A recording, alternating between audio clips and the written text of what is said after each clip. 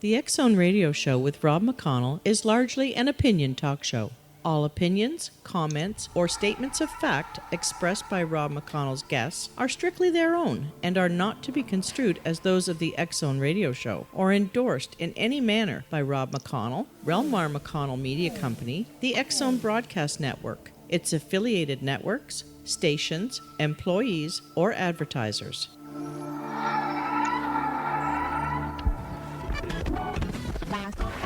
All Hit Radio.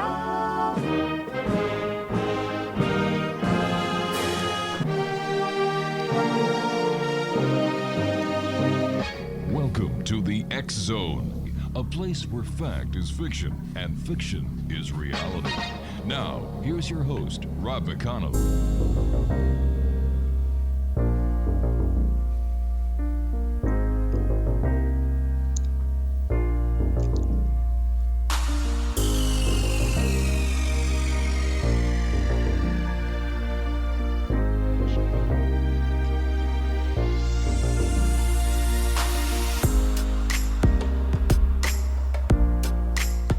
And welcome to another edition of the X Zone, everyone. I am Rob McConnell, and for the next 4 hours, I am your host. I am your guide as together we cross the time-space continuum to this place that I call the X Zone. It's a place where people dare to believe and dare to be heard. It's a place where fact is fiction and fiction is reality.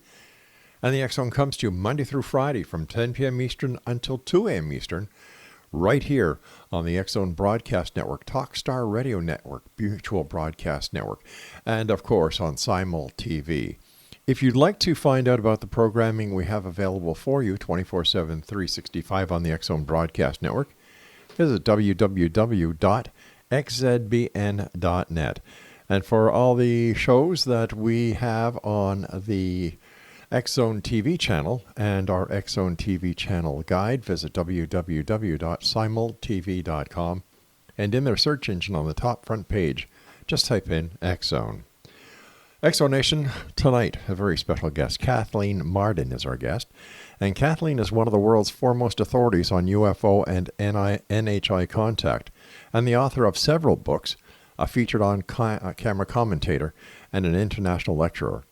Now, Kathleen earned her BA degree in social work and worked as an educator in the educational services field while attending graduate school. She is a practitioner of regression hypnosis and the Quantum Healing Hypnosis Technique and is director of the Sacred Pathway Center for Hypnosis. Her interest in UFOs and contact began in 1961 when her aunt and uncle, Betty and Barney Hill, had a close encounter and subsequent abduction in New Hampshire's White Mountains. She is a generational experiencer. Joining me now to talk about her new book entitled Extraterrestrial Contact, What to Do When You've Been Abducted, is Kathleen Marden. And Kathleen, welcome back to the X Zone. Thank you. It's great to be back. Congratulations on yet another book. And, the last time I talked to you, it was your other book. We had you on with your late Stanton co-author, good friend. Yes. And, I miss the conversations I used to have with Stanton. He was a very good man. I do too. Yeah. So, Kat, tell us a little bit about your new book, Extraterrestrial Contact, What to Do When You've Been Abducted. Well, I thought that the UFO field and especially experiencers really needed this book. There was nothing like this out there for people to read. And I am the director of the Mutual UFO Network's experiencer research team. Right. And that team was set up in 2011. We now have 30 people who speak to experiencers on a day-to-day basis, and 5 consultants in the field of psychology with PhDs who assist us in determining what to do with certain cases. We can also make referrals. So I wanted something that people could just pick up and read to help them to resolve their issues, because there aren't always hypnotherapists and psychotherapists who believe that this is real.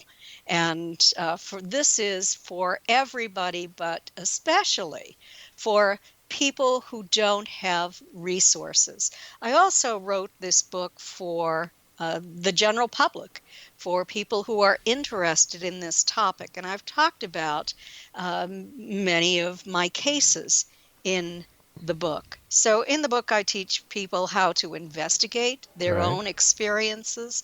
So many people want to know if this really happened to them. They haven't been able to make up their minds. They're not sure if they have sleep paralysis, if they're dreaming. It seems real. They don't know how to look for evidence. So this is a chapter that helps people. We also have a couple of chapters on how to cope with your experiences. I wrote a chapter on the social research studies that have been done and what we've learned from them. And also, we have chapters on paranormal phenomena. When you discover that it may not be ET, what if it's ghosts or interdimensional beings instead? And how will you know that? And also on becoming more psychic, and what to do if you want this to stop. Not everyone wants this to continue. In our study, our most recent study at the Mutual UFO Network, it was a 3-year study that I did with other members of my team and Dr. Don C. Donderi from McGill University, psychologist and statistician. Well, one of the questions we asked is, if you could make this stop today, would you? And only 29% said that they wanted it to stop today. 71% did not want it to stop. But I wrote that chapter because there are a lot of people who do want this experience to end. So it's filled with ideas from a number of different sources, ideas that I've come up with, that people on my team have come up with, other experiencers have come up with that work for some people.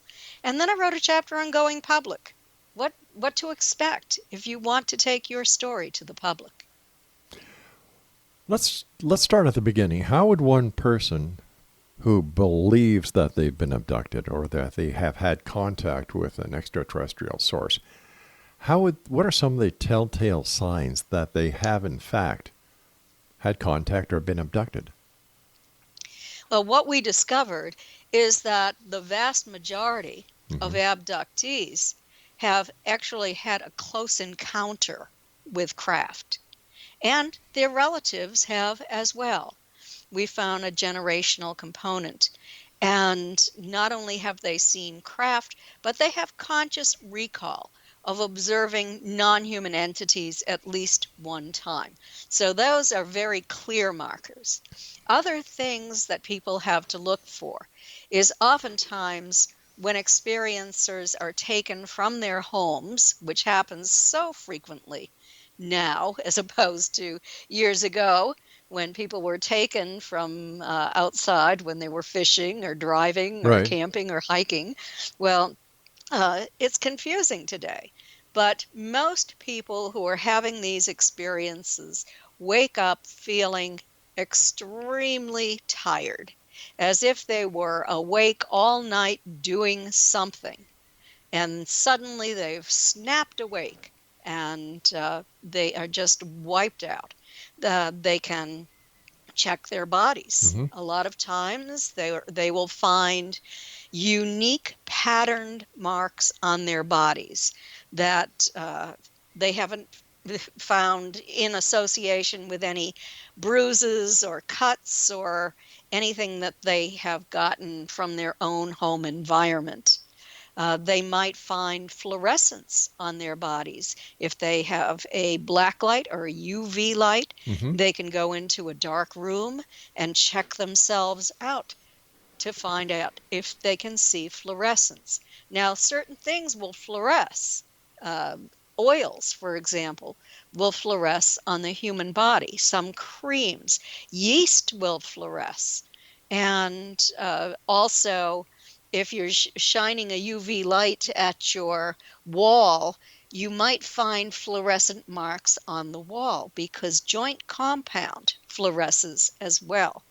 But these uh, marks left by ETs are patterned fluorescent marks. And I'm not going to say exactly what they are because we have wannabes out there who are going to be troublesome for MUFON investigators when they create false evidence. So we do keep this evidence to ourselves, but we give people ideas on how to search for evidence. Also, I recommend that anyone who believes they're having these experiences should keep a journal on their nightstand. And as soon as something happens, they should journal it, document it in great detail, the date, the time frame, anything that they find that causes them to believe that this experience was real. All right, And Kathleen, I also, hate to do this, hon, but you and I have to take our first break, so please stand by. Exonation, our guest this hour is Kathleen Marden. Her website is www.kathleen-marden.com, and we're talking about Kathleen's new book entitled Extraterrestrial Contact, What to Do When You've Been Abducted. This is the X Zone. I am Rob McConnell. We're coming to you from our broadcast center and studios in Niagara, Ontario, Canada. If you'd like to send me an email, xzone@xzoneradiotv.com, and on all social media sites, X Zone Radio TV. I'll be back on the other side of this break with Kathleen Marden. Don't go away.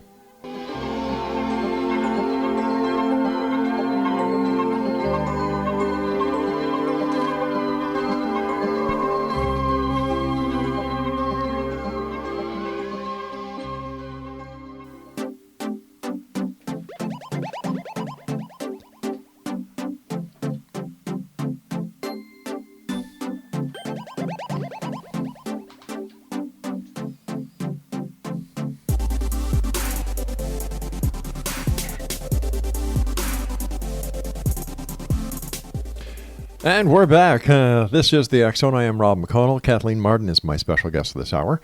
And before we get back to Kathleen, I would just like to remind you about some of the other programming we have available for you on the X Zone Broadcast Network. We have Healing Within with Patty Conklin, Cal Korf's Cal's Corner, Connecting with Coincidence with Dr. Bernie Beitman, Too Good to Be True with Justina and Peter Marsh.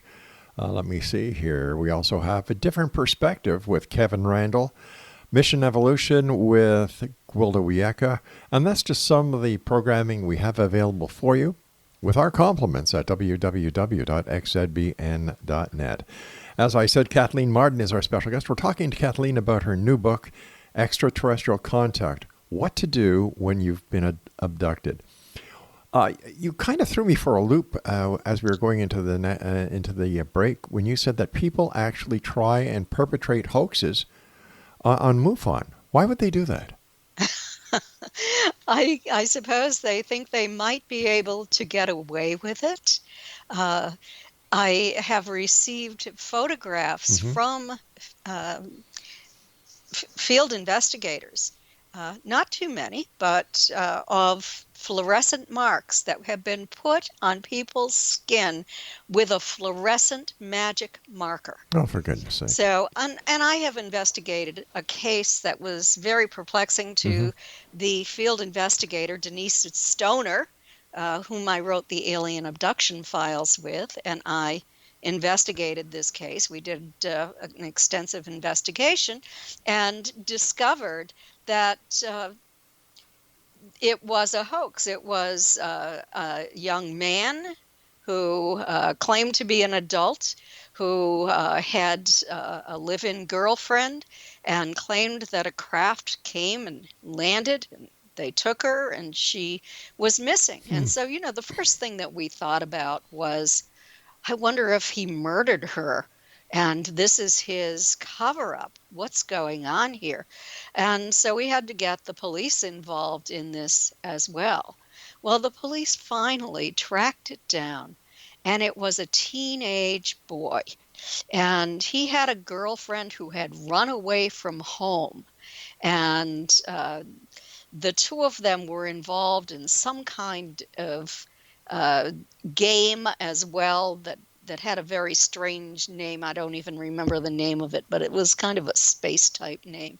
And in the end, we discovered from the police that, yes, indeed, this was a teenage boy and his girlfriend who were perpetrating this hoax. Unbelievable, as if they don't have anything better to do with their time. Right. And then, of course, the time that you and Denise Stoner put into it, and I'm sure other members of MUFON, and then you have the law enforcement angle as well. Right. We were not happy, I have guess to not. tell you. I guess not. And so the police ended up giving this boy a good talking to. When you're doing your investigations into either close encounters or alien abductions, is there a common thread between all of the people, or does it appear to be random? It appears that there is a common thread among many of the people. I can't say all of them, and what I'm basing this on is the studies that I have done. I believe that it's very, very easy to develop a biased opinion if you're either investigating these cases or if you're hypnotizing people. So I have worked on 3 studies, and the first one had 75 people, 50 experiencers, and a 25-person control group. The second study was through the Edgar Mitchell Foundation for research into extraterrestrial and extraordinary encounters, and it was a free study. We now have 4,200 participants in their questionnaire. And then, as I said earlier, Dr. Don C. Donderi, and I worked on a study for 3 years for the Mutual UFO Network, which ended in 2018. So from all of these studies, we were able to establish common threads among experiencers. And there are many, in fact, but some of the most common and percentages is generational contact among abductees. Abductees were, and everyone who took part in this study were asked, did you wake up with the symptoms of sleep paralysis? We went into it saying, your body was paralyzed, you could move only your eyes, you saw figures. And with this, 74% of the experiencers overall and 90% of those who were actually abducted, and that was identified by a test that Dr. Donderi administered, had sleep paralysis. But then we went on to ask, were you awake when the paralysis occurred? So were you awake? You saw entities in your environment, and then you became paralyzed. Well, 60% of the abductee group had that happen. But overall, with everyone who took that questionnaire, only 36% had that. So it was highly significant among those who are UFO abductees. And I think that it was very important to separate that group out because they're the ones who have the most evidence, the ones who are most often studied, the ones whose cases are investigated. And I had mentioned some of the things that they have in common earlier, but something that is, I think, very important is that these experiences make them more spiritual, more psychic or intuitive, more empathic, and it changes their view of the world, where they do no longer look upon themselves as a part of a small group, family, town, country. They see themselves as part of something much larger. Now, besides the psychological profiles that are done on these experiencers, are they also given alien abduction files. But we do not have funds. All of our studies are I self-funded, see. and none of us are multimillionaires. So, this is a taboo subject. It's been frowned upon by the academic community and the mainstream scientific community for many, many years. There was, we wrote in fact fiction and flying saucers, the orchestrated plan to launch a cover-up after the scientific study on UFOs took place, headed by Dr. Edward Condon. After that study, and despite the real results of the study, he informed the National Academy of Sciences that there was nothing to this, and so the National Academy of Sciences took his word for it. If you read the report, you'll find that there actually was something to it. And a study was done a year later, and 30% of those cases were believed to be true unknowns. Right. Significant. So, but after that, the cover-up was launched by people like Edward Condon, Dr. Donald Menzel, Philip Klass, and others. And it was quite successful. And all of those details are in my last book with Stanton, Fact Fiction and Flying Saucers. You and I have to take our commercial break with the news at the bottom of the hour. Kathleen, please stand by. And Exonation, if you'd like to find out more about Kathleen and the book that we're talking about this hour, Extraterrestrial Contact, What to Do When You've Been Abducted, visit her website, Kathleen-Marden.com. On Facebook, www.facebook.com/Kathleen.Marden. This is the X Zone. I am Rob McConnell. We're coming to you from our broadcast center and studios in Niagara, Ontario, Canada. If you'd like to send me an email, thank you, Craig. You scared the heck out of me. If you'd like to send us an email, xzone@xzoneradiotv.com. On all social media sites, X Zone Radio TV. And don't forget, you can watch us 7/24, 365 on the X Zone TV channel exclusively on Simul TV. And of course, listen to the great programming we have available for you on the X Zone Broadcast Network, www.xzbn.net. I'll be back on the other side of this break with Kathleen Marden. Don't go away.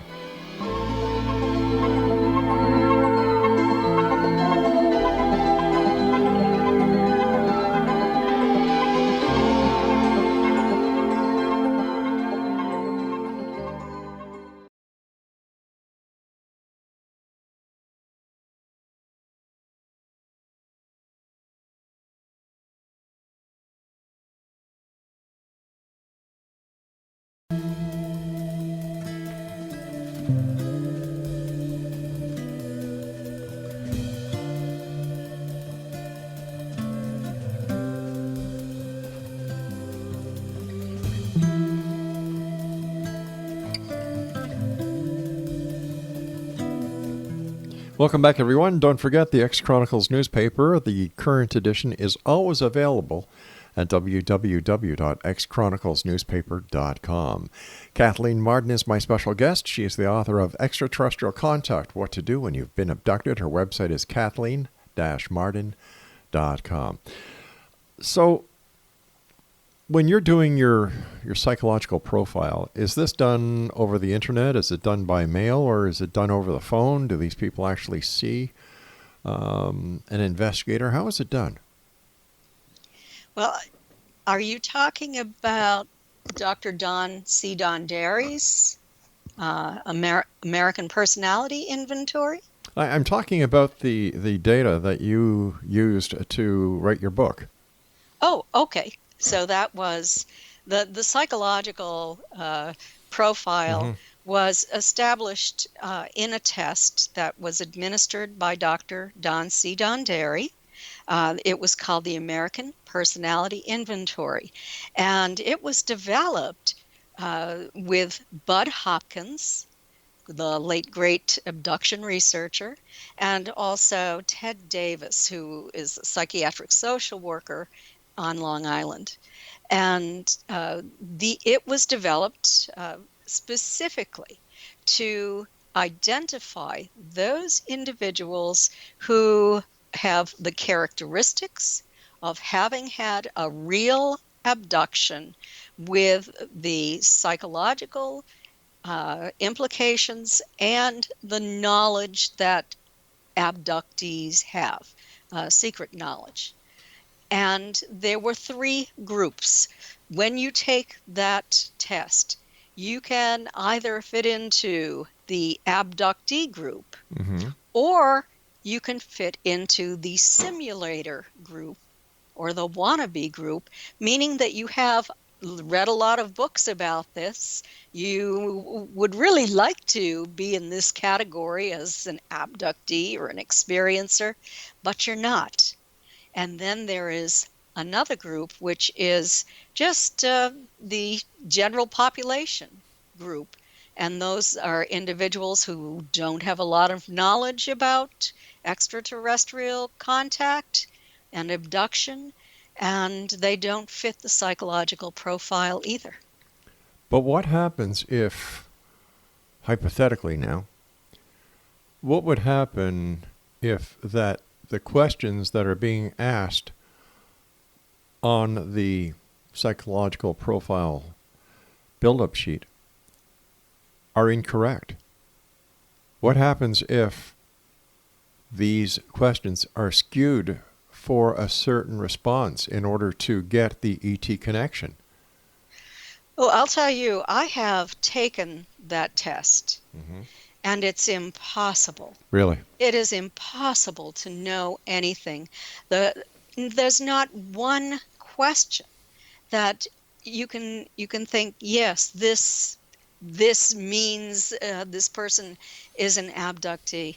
No, it's an incredible exam, and because administered by a man with a PhD in psychology, who did an incredibly good job standardizing this exam. But my question also gets to another point, that if we do not have all the answers about the ET question, how can we successfully administer a test that will get the results based on the reality of the subject?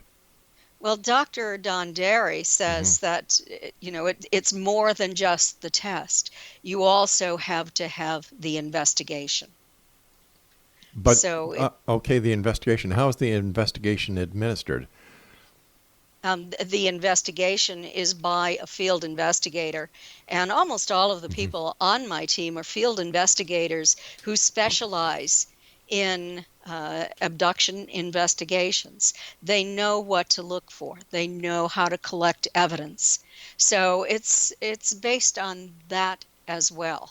Are the members of your investigation team, are they experiencers or abductees themselves? Some are, some aren't. Just getting back to what we were talking about earlier with the Condon report, why do you think that the scientific community and academia still looks at the work that is being done by such organizations as MUFON as insignificant? I think that it has been so stigmatized,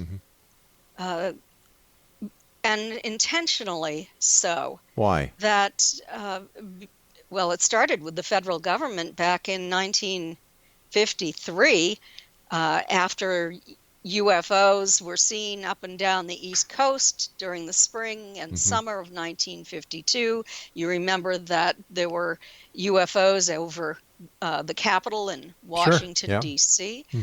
There was a scientific study done, and the first head of Project Blue Book was doing a very good job of studying this and taking statistical data, giving this a very methodical study, and even doing chi-square analysis. And then in 1953, January, the CIA funded Robertson panel met, and the goal of that panel, it appears, based upon all of the study that I've done on it and have written about it in Fact, Fiction, and Flying Saucers, that panel did not want the public to focus on UFO sightings. They thought there was too much of it going on, that it was a threat to the functioning of the body politic, and it could create problems for the government.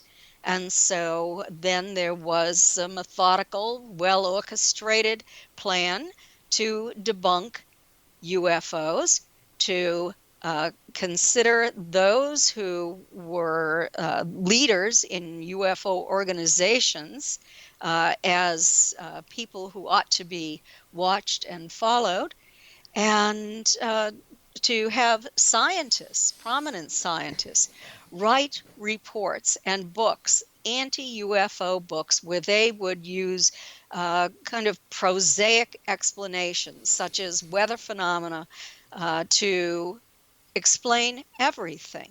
Now, it's interesting to me that Dr. Donald Menzel, who Stanton Friedman studied in at length.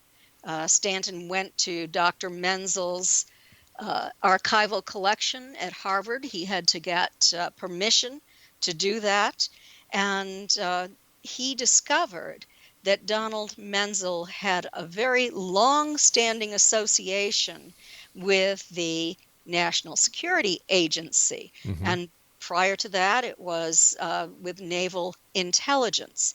He, of course, was an astrophysicist at Harvard, but he was very, very closely entwined with the military.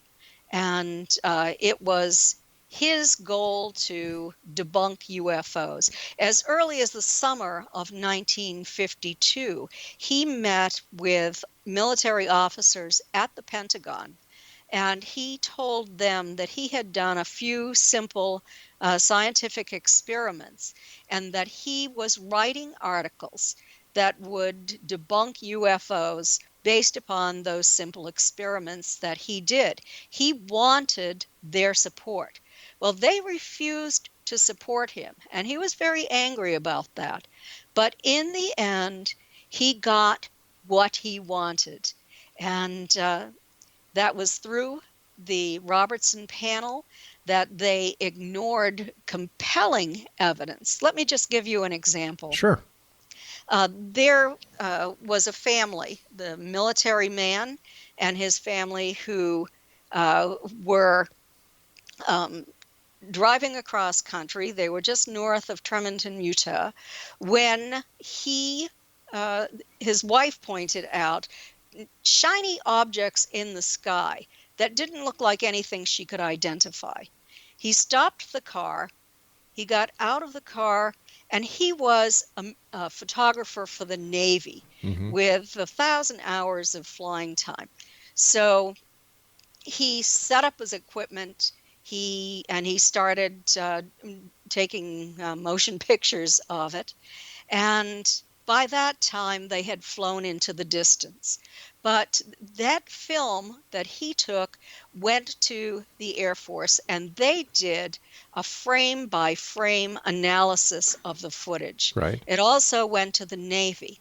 They did a frame-by-frame analysis, and they were attempting to identify what these things were in the sky. They considered birds, they considered balloons, aircraft, all sorts of prosaic explanations.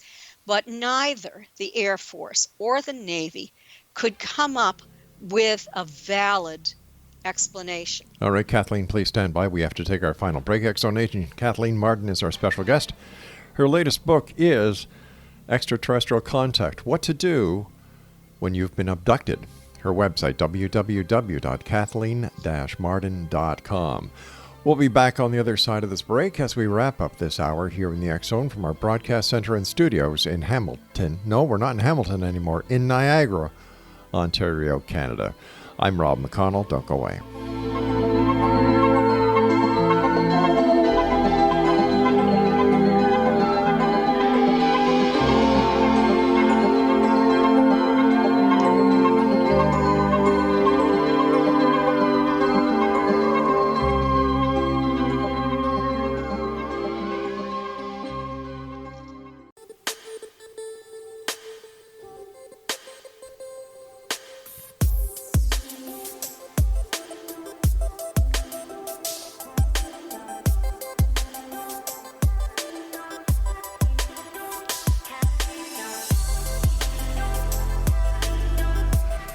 Welcome back, everyone. We're talking to Kathleen Marden about her new book entitled Extraterrestrial Contact, What to Do When You've Been Abducted. Once again, her website, kathleen-marden.com. Kathleen, why do you think that the government is going through such strange measures in order to discredit and to get the public to think that everybody who's involved with UFOs are a little strange? What are they trying to hide? Well, for many years they had done this. I was talking about the Robertson panel, Yes. and how the Air Force and the Navy had spent hours studying this footage. Well, an example of what the scientists did is they viewed that footage, and one of them said, gee, those look like birds that I see off the coast of California. And so the other scientist said, well, we agree they look like birds. Send this video back to the Air Force and the Navy for reevaluation. That was not scientific. That was a cover-up. Wait a second. I'm having a hard time understanding how that's a cover-up. How that's a cover-up? Yeah. Because they would not accept. Here are scientists who refuse to accept the scientific evidence. Okay, hold on here. I must be missing something. Because from what I understand, this person took the film footage. It was sent to the Navy, sent to the Air Force for a frame-by-frame analysis.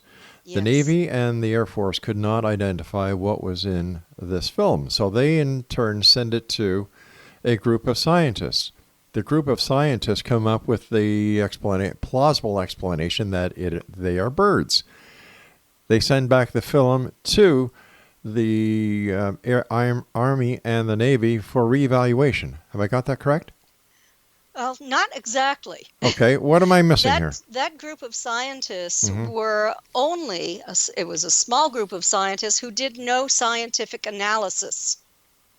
That's the important thing. What kind of The scientists who did the analysis could not identify it, even though they spent 1,000 hours on frame-by-frame analysis. Okay, I understand that. Okay, so the big problem with this is that the scientists who received the film from the Army, from the Navy and the Air Force did not do a significant enough analysis of what they were presented with.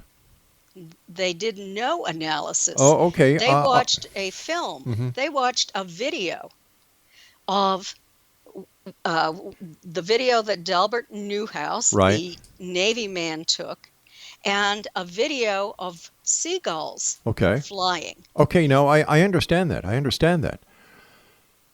But just because they didn't do a significant enough analysis, according to some people, I don't see a cover-up here. They did zero analysis, and that was just an example of one of the pieces of evidence that they looked at when, in the end, they were clearly concerned about the threat of psychological warfare, and if public hysteria caused an overload of false UFO reports, it could threaten national security, they said. But they had to cover it up. But you also must have to take into consideration that these were trying times of the Cold War as well. They were trying times of the Cold War, but what they wanted to do is to reduce public interest in all of this. And in 1953 and 1954, Right.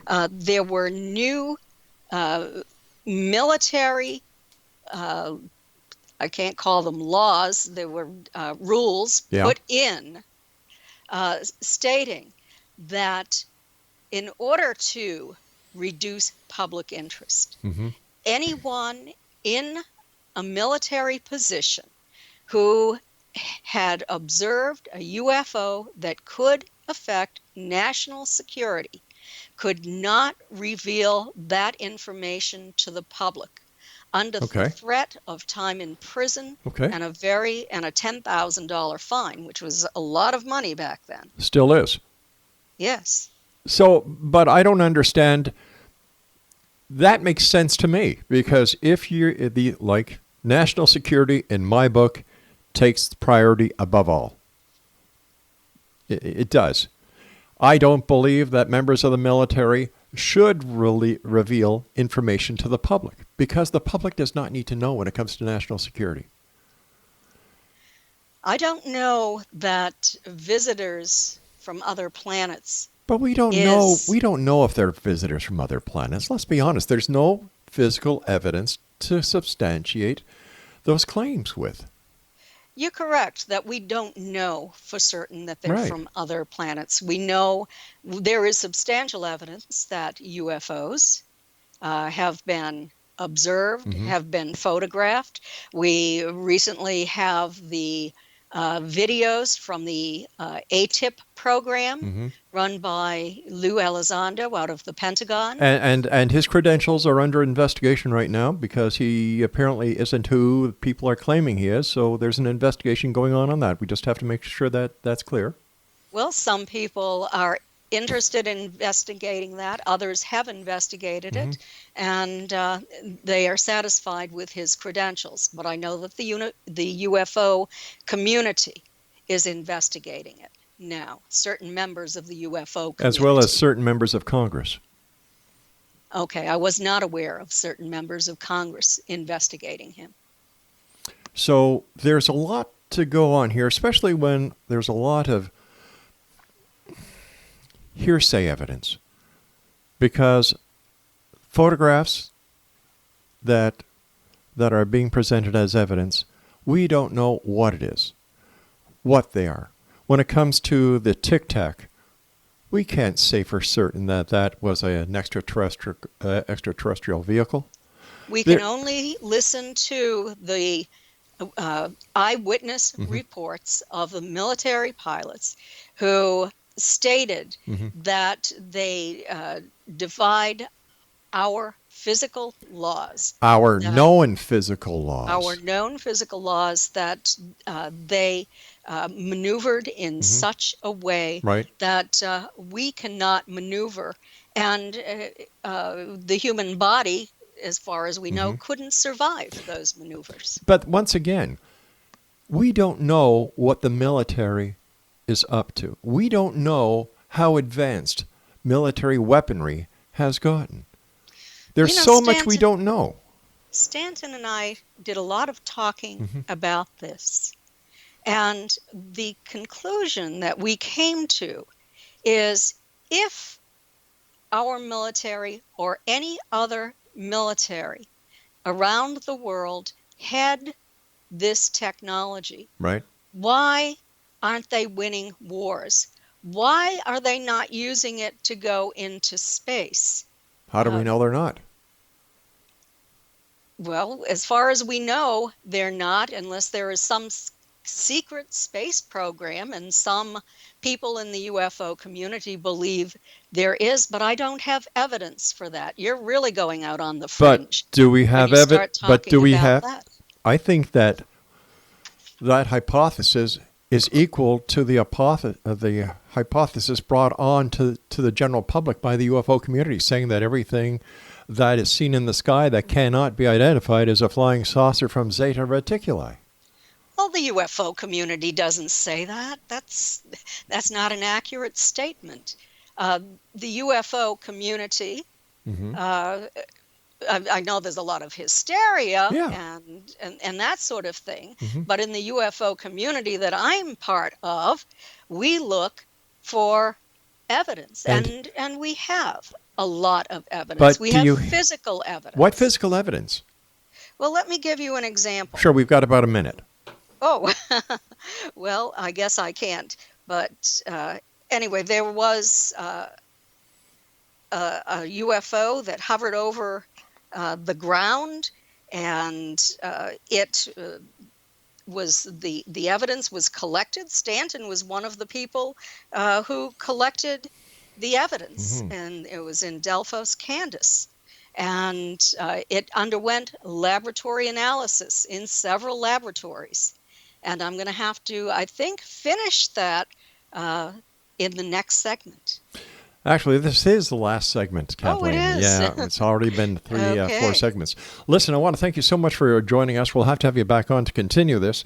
Congratulations on yet another great book. And Exo Nation, if you'd like to contact Kathleen, here's how you do it. You can go to her website at www.kathleen-marden.com and visit her Facebook page, facebook.com/Kathleen.Marden. Once again, Kathleen, thank you very much for joining us. Congratulations on a great book, and I look forward to the Thank next you. time you and I meet here in the X Zone. Okay. Take care of yourself. Thank you so much. My pleasure. Bye-bye. All right, Exo Nation, we'll be back on the other side of this commercial break as the X Zone continues from our broadcast center and studios in Niagara, Ontario, Canada. You know, it's only been 5 months or 6 months that we are down here in Niagara, and yet I still make the goof from our studios in Hamilton. Well, I guess that's because we were there for nearly, 20 years?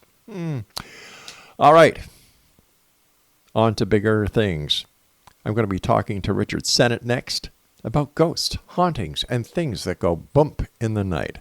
This is the X Zone. I am Rob O'Connell, a place where people dare to believe, as you heard with Kathleen Marden, and a place where people want to get their message out there. Strange times. Strange, interesting. I'll be back on the other side of this break. Don't go away.